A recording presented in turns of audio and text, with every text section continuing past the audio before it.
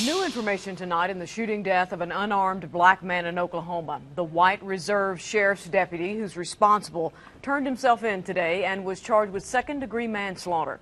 Bail was set at $25,000 for 73-year-old Robert Bates. Bates says he meant to shoot the suspect with a stun gun, but accidentally drew and fired his handgun. In Henderson County, there's one thing law enforcement volunteers are never asked to do, and that's carry a weapon.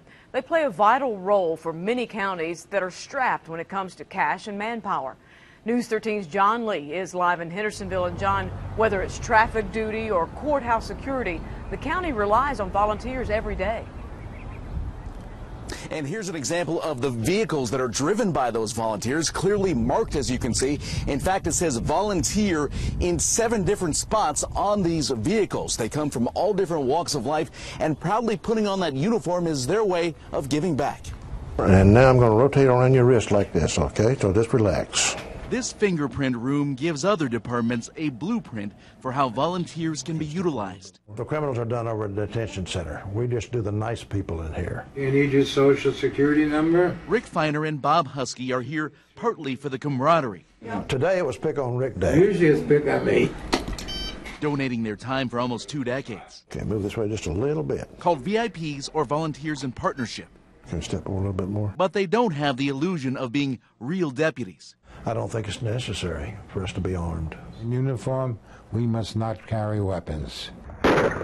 After the tragedy in Tulsa, reserve officers and volunteers are under the microscope. Many different jobs that they perform. Major Frank Stout says in Henderson County, the VIPs understand their roles. Our volunteers are strictly volunteers. They never take enforcement action. Nice point. Whether it's fingerprinting or neighborhood patrols, 75 VIPs help save Henderson County a fortune. Approximately $250,000 a year, which would be the money they would have to spend on deputies to do the same work we're doing. There you go. Invaluable manpower that gives deputies time to focus on their jobs. We have taught other sheriff's offices across the state of North Carolina about our volunteer program. It is used as a model across the state. Signature. Okay, that's got it. These are all yours. And send them to your agency that you're going to work for. Thank you very much. Thank you. And out in Transylvania County, they have a similar program in which volunteers patrol neighborhoods. Now, in Buncombe County, they actually have volunteer sworn and certified officers, and those officers do carry firearms. Live here in Hendersonville, John Lee, News 13.